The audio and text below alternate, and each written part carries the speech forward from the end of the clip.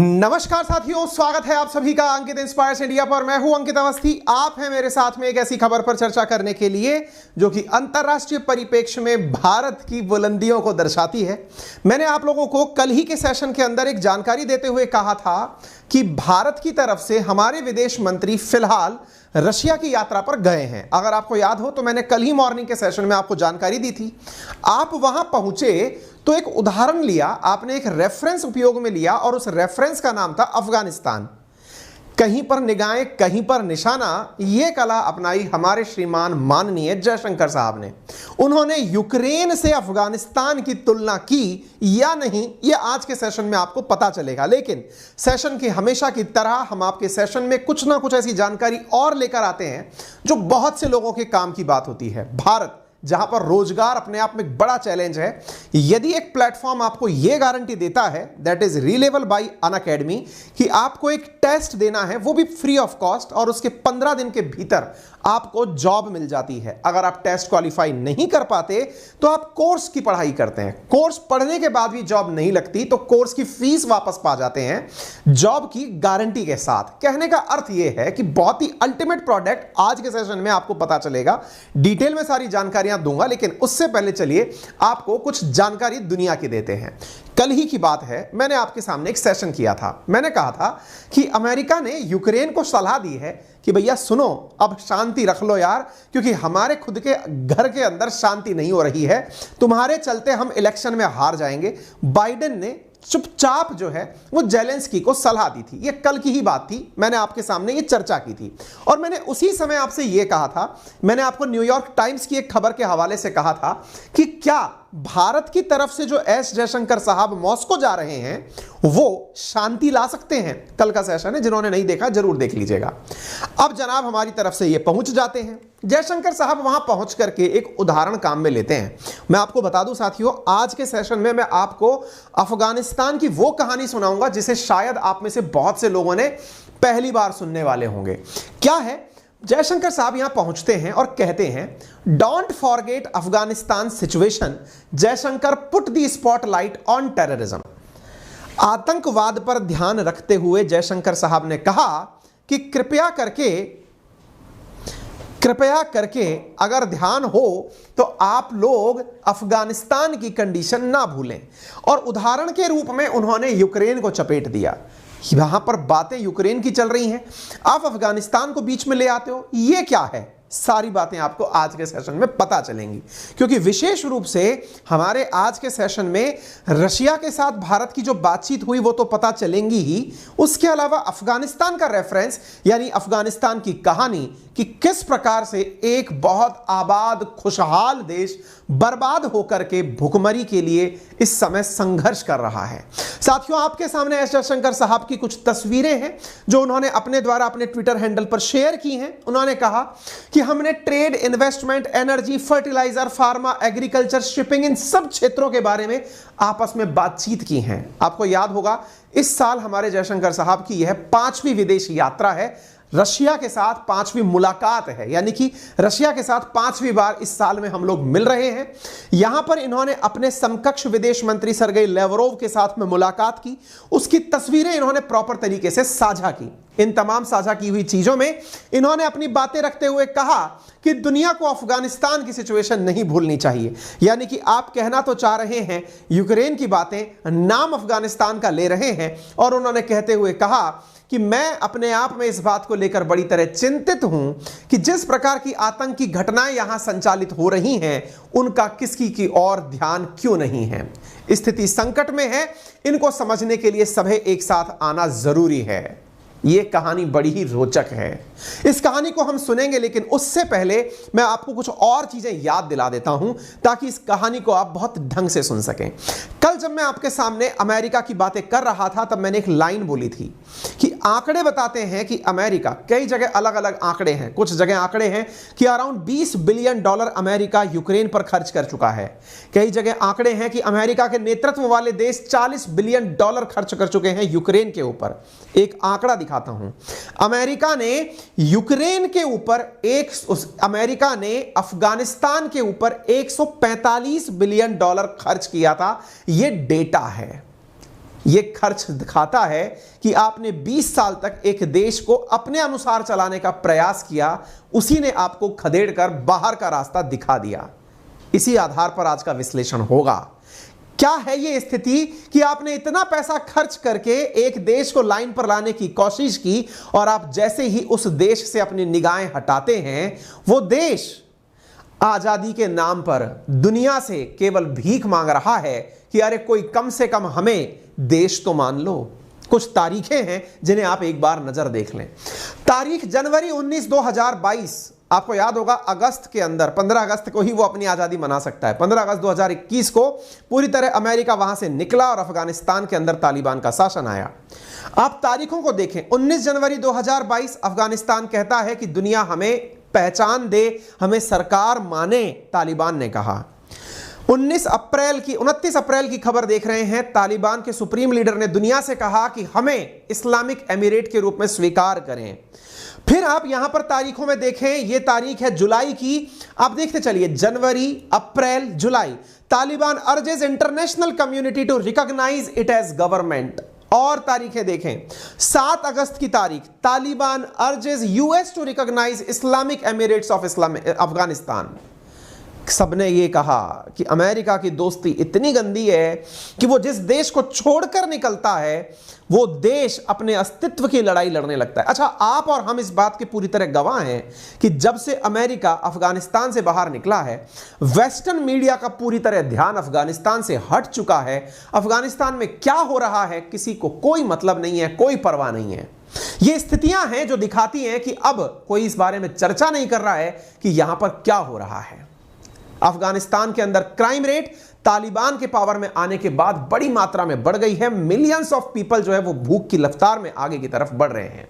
इस पूरी जानकारी को आगे बताएंगे, लेकिन उससे पहले वहां क्या हो रहा है इससे ज्यादा आपके लिए जरूरी बात, और जरूरी बात यह है कि आपके लिए रीलेवल बाय अनअकैडमी एक ऐसा प्लेटफॉर्म है जहां पर आप एक फ्री टेस्ट देकर, जिसका लिंक मैंने कमेंट बॉक्स और डिस्क्रिप्शन में दिया हुआ है, आप वहां पर मात्र 1000 के टेस्ट में 500 से अधिक नंबर लाकर 15 दिन के भीतर 800 से अधिक स्टार्टअप्स, जिसके अंदर जोमेटो, स्विगी, ग्राफी, ये बहुत सारी बड़ी बड़ी कंपनियां, ओला, ऐसे स्टार्टअप्स में जॉब पा सकते हैं।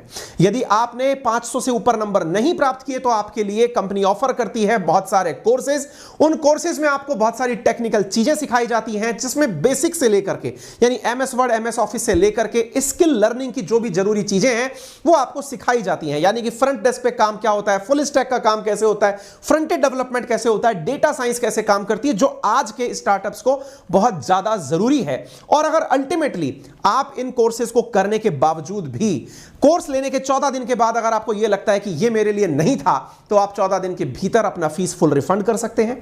आपने पूरा कोर्स पढ़ लिया, उसके बाद आपको लगता है कि नहीं यार मेरे साथ काम नहीं बना, मेरी जॉब नहीं लग रही, कोई बात नहीं, 90 डेज के अंदर आप अपनी फीस रिफंड ले सकते हैं। यानी एक इतना सिक्योर्ड काम, जिस प्रोडक्ट के ऊपर इतना बिलीव है कंपनी को, इसे करने के बाद लोगों की जॉब लग जाएगी, तो आप इससे क्यों चूकते हैं? अभी जाइए, लिंक कमेंट बॉक्स में दिया हुआ है, डिस्क्रिप्शन में दिया हुआ है, वहां जाकर के फ्री टेस्ट पर काम करिए, थोड़ी मेहनत करके रोजगार अश्योर कर लीजिए, क्योंकि लोगों को लाखों रुपए की जॉब प्रति वर्ष के हिसाब से मिली है। आप जाकर के ट्राई कर सकते हैं। आगे बढ़ते हैं।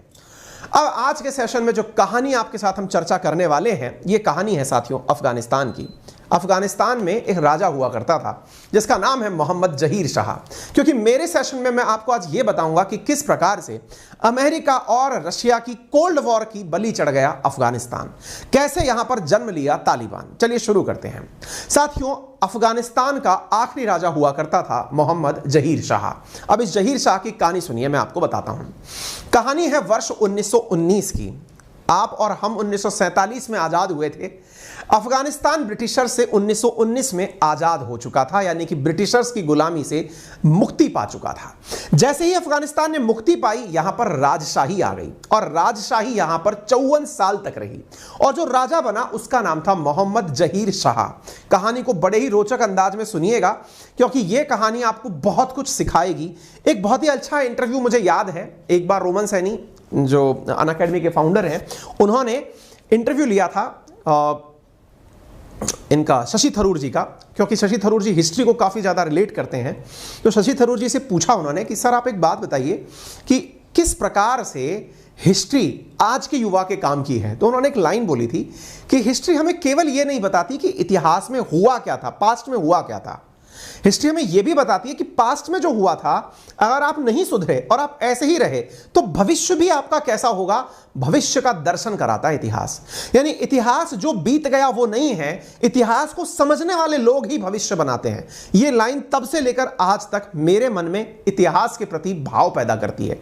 अब मैं आपको कुछ हिस्ट्री की कहानियां सुनाता हूं, आप केवल अपने दिमाग में पैरेलली एक स्टोरी चलते रहने देना, ठीक है। चलिए शुरू करते हैं।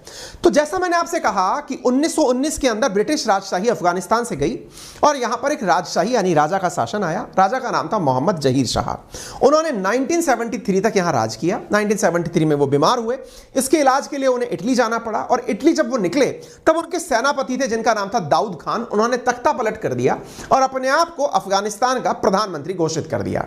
राजाओं के साथ अक्सर ऐसा होता आया है, अपने देश में भी जब मुगल सल्तनत थी तो भी उनके साथ भी यही सब होता रहा, बाप को बेटा ही मार के चलता रहा। चलिए खैर कोई नहीं, सब अफगानिस्तान का प्रधानमंत्री एक सेनापति बना जिसका नाम था सेनापति दाऊद खान। ये दाऊद इब्राहिम से कोई रिश्ता नहीं रखता है, नाम है इसका, ठीक है।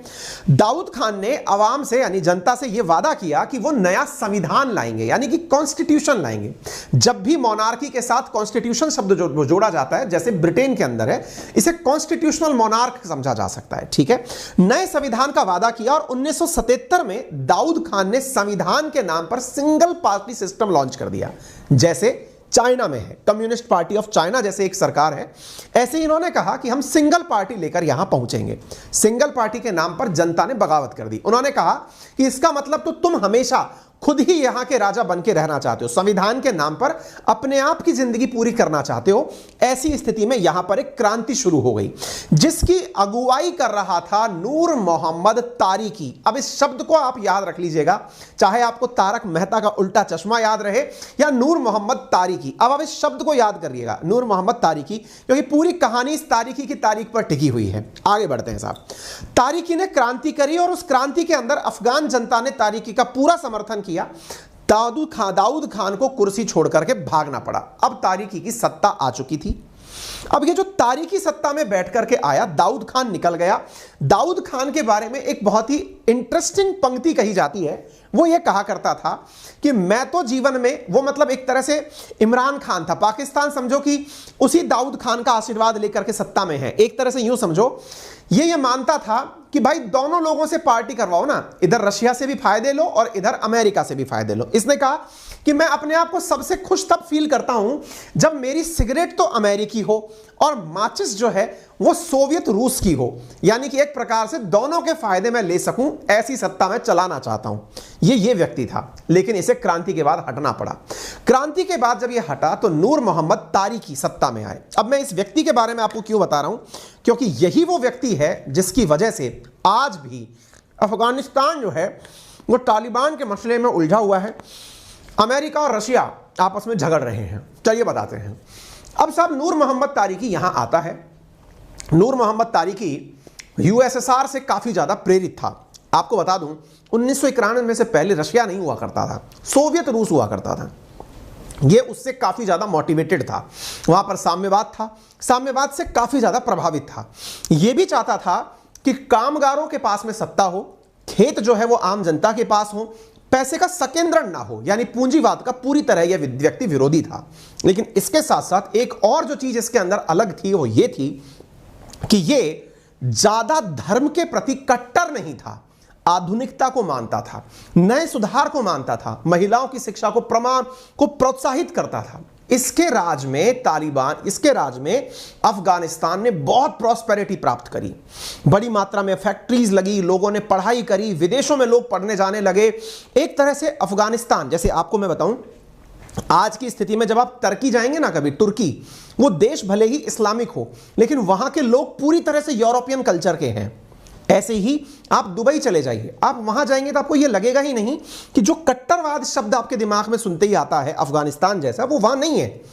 ऐसा ये व्यक्ति था, यानी कि ये सुधारवादी व्यक्ति था। इसकी नजर में यह था कि लोगों को ग्रोथ करनी चाहिए, आगे बढ़ना चाहिए। आधुनिकीकरण इस व्यक्ति ने शुरू कर दिया और इसने महिलाओं की शिक्षा, आजादी, इस पर काम करना शुरू किया।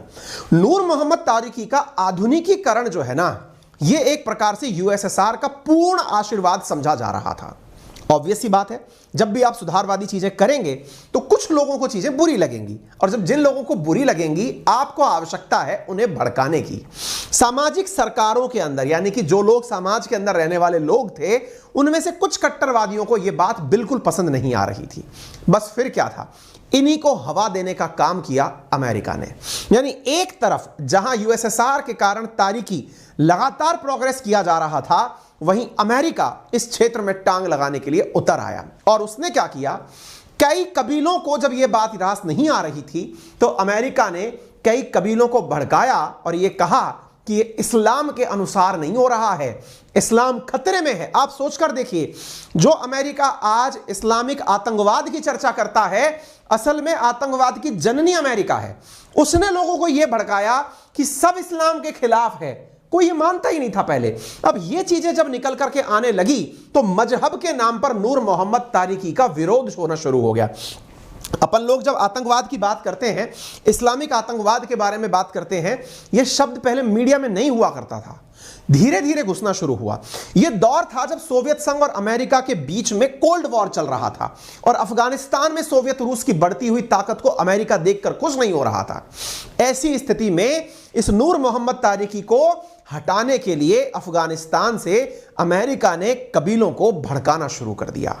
आप इधर देख सकते हैं, यह तारिकी का बयान है कि we want to create a society in which our workers and farmers can afford to appear in handsome attire and enjoy a good life. यानी कि वो सुंदर दिख सके, एक अच्छी जिंदगी जी सकें, एक अच्छी हेल्थ के साथ वो रह सकें। मैं एक ऐसी सोसाइटी की कल्पना करता हूं। ये वो व्यक्ति था तारिकी, जो मैंने आपसे कहा। अमेरिका अपना हाथ फैला चुका था। क्यों? क्योंकि अमेरिका ने कोल्ड वॉर के चलते, कोल्ड वॉर क्या था यह बताने की आवश्यकता नहीं होनी चाहिए, लेकिन फिर भी अगर आप पहली बार सुन रहे हैं तो इतना जान लीजिए कि रशिया और अमेरिका के बीच में एक ऐसा संघर्ष जो कि सेकेंड वर्ल्ड वॉर के बाद शुरू हुआ, 1991 में खत्म हुआ, जब यूएसएसआर 15 देशों में टूट गया। यानी कि ये लोग एक दूसरे के सामने कभी आमने सामने तो नहीं आए, लेकिन दुनिया के और देशों के अंदर जा जाकर आपस में लड़ाई लड़ते रहे। आगे की कहानी सुनिए साहब। अब इधर की तरफ अमेरिका की जो गुप्तचर एजेंसी है, यानी कि CIA, वो इस तारिकी को हटाने के लिए इसके विदेश मंत्री हसीफुद्दीन अमीन को भड़का देती है और कहती है कि यार तू इस तारिकी को हटा दे, सरकार में तू चला आ, और तारिकी को अगर हटाकर सरकार में आएगा तो मैं लोगों से यह मैसेज दिलवा दूंगा कि यह इस्लाम का समर्थक है, कट्टरवाद को अपनाता है, महिलाओं की शिक्षा का विरोधी है। ऐसी स्थिति में हफीजुद्दीन अमीन जो है वो अमेरिका के साथ मिल गया। हफीजुद्दीन अमीन को अमेरिका की वजह से आगे किया गया। यहां पर अब चीजें क्या होने लगी, अमेरिका ने वो लोग जो कबीले के रहने वाले थे उन्हें अपने देश में बुलाकर ट्रेनिंग देना शुरू किया। आपको जानकर आश्चर्य होगा कि अफगानिस्तान से बड़ी मात्रा में लोग वीजा प्राप्त करके अमेरिका गए, वहां से सेना की ट्रेनिंग लेकर आने लगे। मुजाहिदीनों को अफगानिस्तान के पड़ोस से निकालकर पाकिस्तान में ट्रेनिंग दी जाने लगी, हथियार दिए जाने लगे ताकि वो यूएसएसआर और तारिकी को वहां से हटा सकें। मजहब के नाम पर तारिकी सरकार को गिराने के लिए अमेरिका ने, अब यह चीज आप देखिएगा, क्योंकि आप कहते हैं ना जैसा पेड़ बोओगे वैसे फल पाओगे। अगर आपने बोया ही पेड़ बबूल का है तो उस पर आम कहां से हो जाएंगे। तो अमेरिका ने सऊदी अरब को भी अपने साथ मिला लिया। इसी के साथ सऊदी अरब से बहुत सारे लोग सोवियत संघ और तारिकी सरकार से लड़ने के लिए अफगानिस्तान में जाने शुरू हो गए। इंटरेस्टिंग बात मैं आपको बताऊं, इधर अमेरिका ईरान के अंदर आधुनिकीकरण करने चला आया। जिस ईरान के आज हाथ धो के पीछे पड़ा है, अमेरिका उस समय अफगानिस्तान के विरोध में ईरान में अपनी एंट्री कर गया, क्योंकि वो पड़ोसी थे। इस बात को तारिकी ने खुद ने काबुल टाइम्स में प्रकाशित करवाया। उन्होंने कहा कि ये जो पूंजीवादी ताकतें हैं, साम्राज्यवादी विरासतें हैं, ये काबुल टाइम्स की खबर है कि ये हमारे काम को रोकने का प्रयास कर रही हैं। खुल्लम खुल्ला सब चल रहा था। अमेरिका सोवियत रूस को हटाने की कोशिश कर रहा था। फिर क्या था, When our party took over political power, the exploiting classes and reactionary forces went into action. The only rusty and antiquated tool that they use against us is to preaching in the name of faith and religion against the progressive movement। यानी कि सुधारवादी प्रक्रियाओं के खिलाफ इन लोगों के द्वारा जो प्रयास किया जा रहा है वो केवल धर्म के नाम पर लोगों को भड़काने का है। आप सोच सकते हैं तारिकी उस समय कितना इंटेलिजेंट आदमी था जिसे इतना दूर का दिखाई दे रहा था। अफगानिस्तान में अब तक अलग अलग कबीले अपनी अपनी बातों को मनवाने के लिए तारिकी सरकार के खिलाफ निकलना शुरू हो चुके थे। छात्रों के साथ भी युद्ध आतंक वो शुरू हुआ, माहौल बनना शुरू हुआ। साथियों, छात्रों को तालिब कहा जाता है। तालिबान जो शब्द है ना, असल में जैसे अफगानिस्तान, पाकिस्तान, ऐसे छात्र शब्द को तालिब कहा जाता है और तालिब का स्थान तालिबान कहलाता है। इस आंदोलन में छात्रों को भी ऐड कर लिया गया। छात्रों को ऐड करने से अमेरिका ने तालिबान यानी तालिब को भड़काना शुरू किया और उन्हें आधुनिकीकरण के खिलाफ खड़ा कर दिया कि नहीं, तारिक की सरकार गलत है, इसे हटाओ। ये कौन कर रहा था? अमेरिका, जो खुद आधुनिकीकरण के नाम पर ना जाने कितनी सीमाएं लांघ चुका है, वो किसी के अंदर, क्योंकि उसे सोवियत रूस को नीचा दिखाना था। साथियों, आगे क्या होता है? आगे की कहानी कुछ इस तरह से है कि यहां पर तारिक, ये जो है ना, विरोध जब इनका बढ़ने लगा तो ये जो नूर मोहम्मद तारिकी है, ये सोवियत रूस चले गए। वहां पर जैसे गए, इनको अमेरिका, वहां पे सोवियत रूस ने इनसे कहा कि एक काम करो, आपका जो विदेश मंत्री है ना, उसको पद से हटा दो। लेकिन उधर अमेरिका की गुप्तचर एजेंसीज ने इनके विदेश मंत्री को बता दिया कि तुम्हारे हटाने का फरमान जारी हो गया है। जैसे हटाने का फरमान जारी हुआ, यह खबर इसे पता चली, भाई साहब, इन अमीन ने क्या किया कि जैसे ही ये तारीख लौटे, इनको परिवार समेत मार दिया। जब देश में लौटे, मार दिया। यह बात रशिया को पसंद नहीं आई कि यार, हमारी प्रेजेंस में अमेरिका इतना हावी हो गया कि हमारे ही नेता को मार दिया। किसने मारा था? विदेश मंत्री ने मरवाया था। रशिया इसका बदला लेने के लिए कूद पड़ा। मिशन का नाम दिया स्टॉर्म 333। स्टॉर्म 333 मिशन के अंदर रशियन फोर्सेस अफगानिस्तान में घुसकर चली आती हैं और आकर के 27 दिसंबर 1979 के अंदर पहुंच करके उस विदेश मंत्री का खात्मा कर देती हैं। रशियन फोर्सेस यहां पर बुरी तरह से वो जो अमीन की सरकार खड़ी हुई थी उसको गिरा देती है, यानी कि तारिकी को मारने वालों को मार देती है। लेकिन अब तक बहुत सारे कबीले अपने अपने हाथों में बंदूक लेकर खड़े हो गए थे। वो सोवियत संघ को अपना विरोधी मानने लगे थे। उनको यह लगने लगा था कि सोवियत संघ आधुनिकीकरण चाहता है, प्रोग्रेसिव थॉट चाहता है। उनको भड़का दिया गया था। अमेरिका के द्वारा उनके हाथों में हथियार दे दिए गए थे।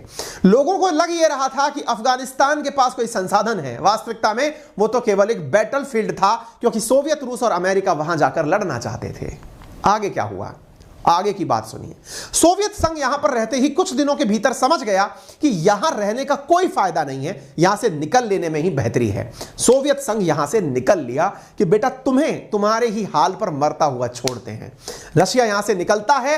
अफगानिस्तानी करके एक अलग से किताब लिखी गई है जिसमें इस बारे में चर्चा की गई है कि रशिया को अफगानिस्तान को उसी के हाल पर छोड़ करके रूस यहां से बाहर निकल लेता है। रूस की सेना यानी सोवियत रूस की सेना यहां से वापस निकल गई। अब पीछे से क्या छोड़ गई? पीछे से अब कोई दुश्मन ही नहीं बचा, लड़े किससे? जबरदस्त बात देखिए आप, यहां पर समय का तख्ता पलटी होता है। सोवियत रूस तो निकल लिया अफगानिस्तान से और 1979 के अंदर उन्हें उन्हीं के हाल पर छोड़ गया कि एक काम करो बेटा, तुम अब यहीं पर सड़ो और मरो। एक तरह से यह समझिए कि रूसी सेना की वापसी के साथ ही मुजाहिदीन आपस में भिड़ने लग गए, क्योंकि उन्हें अब कोई दुश्मन नहीं मिला। देखिए, एक बहुत ही समझदार व्यक्ति ने कहा कि इंडिया जब आजाद नहीं हुआ था तब देश में केवल एक पार्टी हुआ करती थी, कांग्रेस उसका नाम था। नेशनल पार्टी के रूप में उसी ने ही स्वतंत्रता संग्राम का नेतृत्व किया था, क्योंकि उन्हें अपोजिशन में अंग्रेज नजर आते थे। लेकिन जैसे ही अंग्रेज गए, हम आपस में लड़ने लग गए। यानी हमें तो दुश्मन चाहिए, हो चाहे वो अपना या बाहर का। इनके साथ भी कुछ ऐसा ही हो रहा था। इन्हें दुश्मन चाहिए था, लेकिन इनके हाथ में बंदूकें थी। हमारे स्वतंत्रता संग्राम में बंदूकें नहीं उठाई। गांधी जी ने कम से कम यह लेसन अच्छा पढ़ाया था अहिंसा के नाम पर। इनके यहां पर बंदूकें निकल आई, लोग आपस में एक दूसरे को मारने लगे। ऑब्वियस सी बात है, क्लास में केवल एक ही कोई गुंडा हो सकता है, और उस गुंडे का नाम था एक आंख वाला मोहम्मद उमर। ये जो व्यक्ति आप यहां पर तस्वीरों में देख रहे हैं, यही वो व्यक्ति था जो यहां पर बाहर निकलकर आया, क्योंकि यही मुल्ला उमर के नाम से जाना गया। इस व्यक्ति ने उन सारे की सारे संगठनों पर अपना कब्जा स्थापित कर लिया, यानी सारे गुंडों के ऊपर यह बनकर चला आया। यही वो व्यक्ति है जिसने तालिब नहीं, छात्रों के नाम पर तालिबान की स्थापना करी। यानी यह व्यक्ति तालिबान का संस्थापक माना जाता है। अब आप रूट कॉज पता लगा सकते हैं, स्थापना के पीछे किसका हाथ था। यही वो मुल्ला उमर है जिसने 1998 में पहली बार अफगानिस्तान की सत्ता की चाबी तालिबान को सौंपी। अफगानिस्तान में ओसामा बिन लादेन का सबसे वफादार साथी यही था। यही वो व्यक्ति था जिसके ऊपर अमेरिका ने $1 करोड़ का इनाम रखा था। अमेरिका इसे मार नहीं पाया। 2013 में इसकी मौत हुई थी। आप इससे अंदाजा लगा सकते हैं किस प्रकार से अमेरिका ने एक जिन्न पैदा किया। उसी जिन्न के लड़ाके जब उन्हें कोई टारगेट नहीं मिला तो फिर यही प्रॉक्सी वार रशिया ने इनके अंदर छेड़ा। यही लोग निकल करके अमेरिका में बम गोले बरसाने लगे। अमेरिका इन्हीं को खत्म करने आया और खत्म कर करके खुद ही की लड़ाई में खुद ही फंस कर रह गया। भाई जनाब, मैंने ये पूरी कहानी आपको क्यों सुनाई? क्योंकि एस जयशंकर साहब ने एक बहुत ही खूबसूरत बात बोली है। हम लोग ज्ञानी हुए हैं ना, परम ज्ञानी हुए हैं। मोदी जी की एक कही हुई पंक्ति है जो जयशंकर साहब ने यहां जाकर फिर बोली है। क्या कहा है? This is not an era of war. ये लड़ाई का समय नहीं है। ये वो पंक्ति है जो बार बार बोली जा रही है। मैक्रोन यूनाइटेड नेशन के अंदर खड़े होकर बोलते हैं कि मोदी जी ने ये लाइन बहुत सही बोली है, ये युद्ध का काल नहीं है। कारण? क्योंकि जो युद्ध में हारेगा वो प्रॉक्सी वार शुरू करेगा, वो ऐसी लड़ाई शुरू करेगा कि वो कभी खत्म ही नहीं होगी। और जब इशारे ही इशारों में कहा जयशंकर साहब ने कि हमें अफगानिस्तान को देखकर कुछ सीखना चाहिए, यूक्रेन को इस समय यह समझना चाहिए कि तुम्हारे अंदर ऐसा कुछ नहीं है जिसकी वजह से अमेरिका तुम्हारा साथ दे रहा हो। तुम्हारे साथ में ऐसा कोई G7 की पावर तुम्हारे अंदर नहीं है, ना ही तुम्हारे पास ऐसे कोई रिसोर्सेज हैं जिनके लिए अमेरिका लड़ रहा हो। उसे तो केवल रूस को नीचा दिखाना है। तुम कौन हो यार? तुम्हारे नाम पर तो ये दो लोग लड़ रहे हैं। और अगर तुम नहीं समझ पाओगे इस चीज को तो समय तुम्हें यह बात समझाएगा। बहुत खतरनाक बात कही है भाई साहब। उन्होंने अपने द्वारा ये बात के अंदर ये बात मेंशन करी कि समझो ये समय ऐसा नहीं है। आप जयशंकर साहब की बात को सुन सकते हैं। अब जयशंकर साहब ने यहां बैठ करके एक प्रकार से ना केवल यूक्रेन को नसीहत दे डाली बल्कि अमेरिका को भी समझा दिया कि सुनो, तुम्हारी नीतियां है ना, हमें बहुत अच्छे से पता हैं। तुम्हारे लिए केवल एक बैटलफील्ड है। तुम्हारे यहां की जो डिफेंस फोर्सेस हैं या डिफेंस की कंपनी है, उनको माल बेचने के लिए जो जगह चाहिए उसके लिए बैटल ग्राउंड तुम ढूंढते रहते हो। अफगानिस्तान नहीं तो तुम्हारे लिए यूक्रेन सही। अब यूक्रेन का चैप्टर खत्म करोगे तो तालिबान नामक चैप्टर आ जाएगा। तुम्हारे लिए कोई ना कोई चैप्टर जरूर है, हम समझते हैं। लेकिन इंडिया अपने हितों को सबसे ऊपर रखता है। इसी कारण से इंडिया ने एक चीज यहां पर बात ही बातों में रशिया को भी बता दी कि सर जी सुनो, एक समय था जब हमारे बीच व्यापार बहुत सीमित हुआ करता था। आज स्थिति यह है कि हम आपसे व्यापार में बहुत आगे निकल गए हैं। इतना व्यापार कर गए हैं कि रूस बन गया है भारत का नंबर 1 तेल आपूर्तिकर्ता।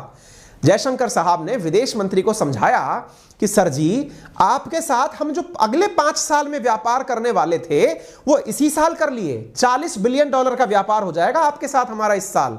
हमने 3 महीने में आपसे $18 बिलियन का व्यापार किया है।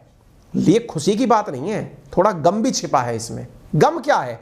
हमारे इस व्यापार में सारा पैसा हमने आपको दिया है, आपने हमें कुछ नहीं दिया। बोले आपको तेल दिया ना सस्ते दामों पे। अरे सर, तेल तो हम जिसके ऊपर प्रेशर क्रिएट कर देंगे वो देगा, पैसा किसको बुरा लगता है? व्यापार दो पक्षीय होना चाहिए। इंडिया ने अपने द्वारा यहां पर कहा कि $18 बिलियन के व्यापार में $17,000 बिलियन हमने दिए, आपने मात्र व्यापार में $992 मिलियन हमसे लिए। यानी कि व्यापार के अंदर घाटा हमारा हुआ है। आपको हम बता दें कि जब दोनों देशों के बीच व्यापार होता है तो हम रूस से इन दिनों मंगा रहे हैं क्रूड पेट्रोलियम, जो कि नंबर 1 हमारे लिए एक्सपोर्टर कंट्री हो गया है वो। इसके अलावा कोयला, हीरा, पेट्रोलियम, इसके अलावा फर्टिलाइजर, ये हम रूस से मंगाते हैं। इंडिया उसको क्या भेजता है? इंडिया भेजता है उसको दवाएं, ब्रॉडकास्टिंग इक्विपमेंट, चाय, गाड़ियों के पार्ट्स, कॉफी, ये सब चीजें भेजता है। इंडिया ने कहा व्यापार के अंदर मुनाफा साहब दोनों का होना चाहिए। और जब दोनों का मुनाफा होना चाहिए तो भले ही हम आपके ऑयल के नंबर 1 इंपोर्टर बन गए हों, लेकिन हमारा भी ख्याल रखिए। अमेरिका ने इसी बीच में हमसे आनंद ले लिए और कहा कि अमेरिका इंडिया से कहता है, माना कि तुम्हारे रिश्ते पुराने हैं, लेकिन यार जरा ये भी समझ लो कि रशिया रिलायबल नहीं है। क्यों नहीं है साहब? आधार क्या है आपके पास में? बोले रिलायबल इसलिए नहीं है क्योंकि व्यापार में देख नहीं रहे हो, तुम्हारा घाटा हो रहा है। अरे साहब, हम ये भी देख रहे हैं कि हम सस्ता तेल उनसे पा रहे हैं। खैर, अमेरिका को भी अपनी बात इसलिए कहनी चाहिए क्योंकि इंडिया अब इतनी प्राइम लोकेशन हो गया है कि हर कोई हम में अपना बाजार ढूंढता है। इनका भी वक्तव्य आया, सुनाना हमने आपको जरूरी नहीं समझा। फिलहाल के लिए अमेरिका इस बात को भी स्वीकार कर लिया और कहा कि रशिया से अगर इंडिया तेल परचेज करता है तो इसमें हमारे लिए कोई बुराई की बात नहीं है। कारण इसलिए है क्योंकि 25 साल का प्यार है भाई, एक दिन में कैसे खत्म हो सकता है। ऐसी स्थिति में एक बात तो तय है कि इंडिया की तेल की मांग को दुनिया समझती है और इंडिया जिससे व्यापार करेगा उसे सब रेस्पेक्ट करते हैं। तभी तो पाकिस्तान का अखबार लिखता है डॉन के नाम से कि every country can import Russian oil as India, ऐसा अमेरिका कहता है। वास्तविकता में अमेरिका इंडिया के लिए ही यह नियम रखता है। तुम्हारे भी चच्चा इमरान खान ने करने की कोशिश की थी, सरकार से हाथ धो बैठा। अभी तो जान से हाथ धो बैठता भाई साहब, स्थिति खराब हो गई थी। खैर चलो, जिसको जितना ज्ञान समझ में आए। कहते हैं ना कि बारिश की बूंदें सब पे पड़ती हैं, सीप पे पड़ती है तो मोती बन जाती है और कीचड़ में पड़ती है तो और गंदा हो जाती है। खैर जी, कोई नहीं, फिलहाल के लिए ये बातें अपने आप में समझाने के लिए पर्याप्त है कि अमेरिका का स्टैंड इंडिया को लेकर के कितना सुलझ गया है। अब बात आती है कि ये लोग सर कैसे डाइजेस्ट कर पा रहे हैं कि हम इतना सस्ता तेल ले भी ले रहे हैं और अमेरिका को भाव भी नहीं दे रहे हैं। अभी अपने आप को बड़ा रखने के लिए केवल इतना बोल रहे हैं, प्राइस कैप रख लो भाई। प्राइस कैप का मतलब ज्यादा महंगा माल ना खरीदो, रशिया से खरीदो चाहे कहीं से ही खरीदो, ज्यादा महंगे में नहीं बेचना है। खैर बाहर में जाओ। फिलहाल के लिए अमेरिका ने यूक्रेन को शांति की सलाह दे दी है क्योंकि उसे समझ में आ गया है कि युद्ध खत्म करना ही बेहतरी है, क्योंकि किसी से किसी प्रकार का कंट्रोल स्थापित नहीं हो रहा है। फिलहाल के लिए इतना ही। जानकारी पसंद आई हो तो प्लीज इसे जरूर लाइक करें, सेशन को शेयर करें, चैनल पर नए हैं तो सब्सक्राइब करना ना भूलें। और जैसा मैंने आपसे कहा था कि मैंने कमेंट बॉक्स में एक लिंक पिन किया है, जिसका लिंक मैंने डिस्क्रिप्शन में भी डाला है, आप वहां जाकर अपनी नौकरी सुनिश्चित कर लें, क्योंकि एक टेस्ट आपको 15 दिन के अंदर बहुत ही खूबसूरत जॉब दिला सकती है। साथियों, चैनल पर नए हैं तो प्लीज सब्सक्राइब करिए, क्योंकि हमारी टीम दिन रात मेहनत करके आपके लिए बेहतरीन कंटेंट क्रिएट कर रही है। इसके साथ साथ अगर आप इस कंटेंट की पीडीएफ चाहते हैं तो हमारे टेलीग्राम चैनल अंकित अवस्थी सर और GK by Ankit Awasthi sir पर कनेक्ट कर सकते हैं। फिलहाल के लिए इतना ही। बड़ों का सम्मान करें, छोटों को प्यार दें, अपना व्यक्तित्व इस प्रकार से विकसित करें कि महिलाएं आपके साथ सुरक्षित महसूस करें। धन्यवाद।